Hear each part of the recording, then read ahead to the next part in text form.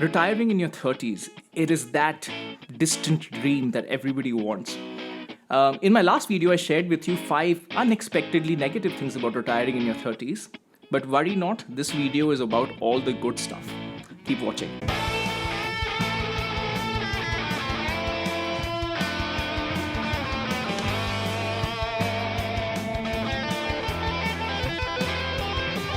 Hi folks, welcome back to CMO on Sabbatical, to my channel. This series is on how I retired at the age of 37, my approach to getting there, which is how to maximize career, how to leverage capital, and how to make smart choices. And I share basically zero cost to consumer insights and parts of my journey.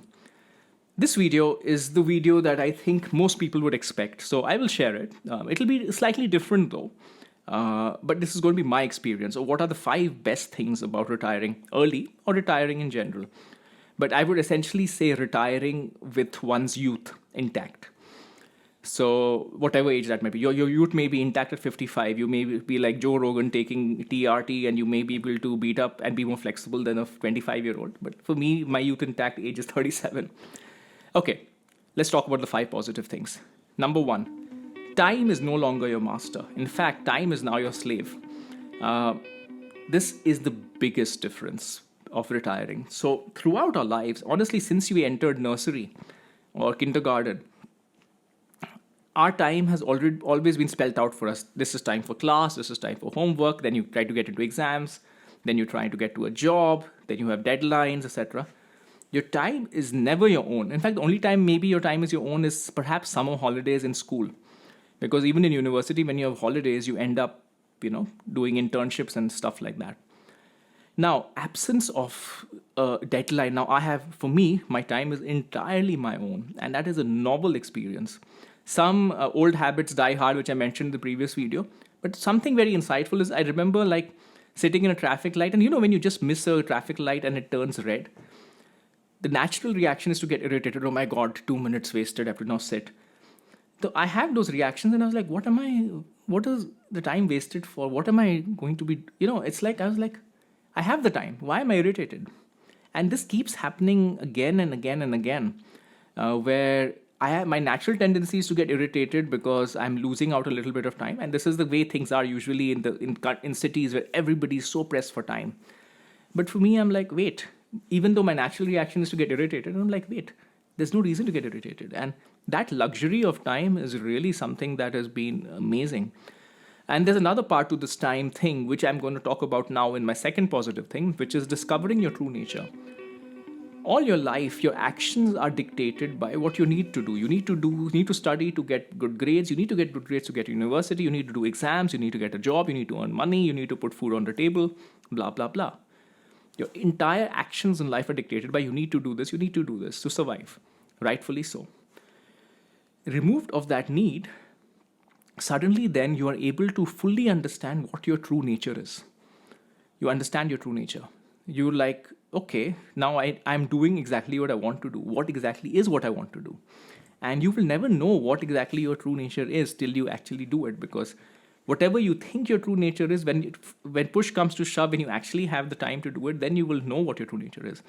In my particular case, as I've said many times, I've told people, the reason I retired early is that I wanted to pursue being not aimless, but being an artist, being a writer, being a musician. But when I say aimless, nothing like a corporate person constantly optimizing, etc. The very interesting thing that happened to me is that I found out that while I do want to do these things, having something measurable is very important to me. So which is why I've started doing a little bit of this YouTube thing. Not so much this channel, because this channel is really for fun, but I have another channel called Ministry of Guitar, where it's really become about measuring, growing faster, and it's been doing really well. I still, I would have expected that I'm going to sit and make albums. I'm going to spend days where one day I just sit and work on one song, or I sit and make a painting that I work on for weeks. That kind of not aimless, but very slow progress, not worrying about results. That kind of thing is not really coming naturally to me. So that's what I found out about myself. Another thing that I thought I would do is I would sit and watch Netflix all day for a while. I thought at least for the 2 or 3 months, I would finish everything on Netflix. I have probably watched about the same amount of Netflix or Amazon Prime or HBO or whatever as I did when I was working. Honestly, I really mainly watch it during mealtime because I like something to watch while eating. And that's it. It's not gone up. That's crazy. Not expected at all. So I guess discovering your true nature only happens when you have the time to do it. Third, big, super big positive, sleep and health. We are always compromising our sleep because we have to wake up at a certain time. Always. And the repercussions of this have been well captured. You can look up, I think it's a Dr. Matthew Walker, if I remember him correctly. So sleep is always compromised. Even though I thought I had a pretty good thing going on with sleep, even when I was working. Of course, there were days or there were times, business trips, management visits, etc., which used to destroy sleep. I will make a separate video on the normalization of people making compromises to their health for their jobs. I'm going to talk about it. It's just heavily normalized, and I don't think it's a good thing. But this is not what this video is about. So now that I don't have to wake up and go to the office at 9 or whatever, one of my jobs really is to get 8 hours of sleep every day. And I am not fussed whether I wake up at 8 a.m. or I wake up at 10 a.m.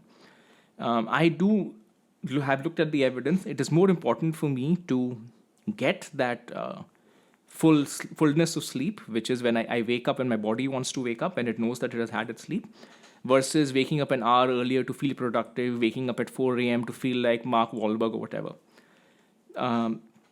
Because of having the time, I can do my exercise, and I do all my exercise every single day in the evening. And I make that as a deliberate choice so that my sleep never has the pressure that I need to wake up and do exercise. And speaking of exercise, now I have the time to do all the exercise that I want. And then I found out what is my natural cadence. I'm not going to become a big, ripped Arnold kind of figure. That's never going to be something that interests me. And I'm optimizing health more for longevity versus aesthetics or strength or performance. We'll talk about this in a separate video, the approach to health. So with that, all of this freedom I now have because of retiring early, because I do not have to worry about other things. I can make health a priority. So that's one very big positive. In fact, the biggest positive, I think, especially as you grow older. In your 20s, you can mess about with your body and you'll be fine. In your 30s and 40s, you find that things start catching up with you. Okay, positive thing number 4.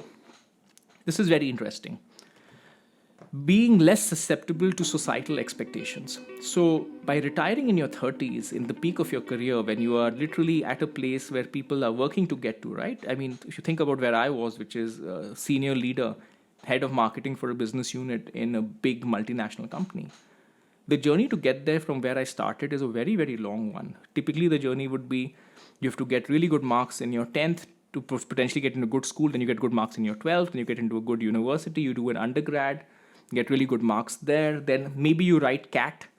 If you write CAT and get good marks, maybe you get into IIM. If you don't get into IIM immediately, maybe you work for 2 or 3 years to improve your chances, then you get into IIM.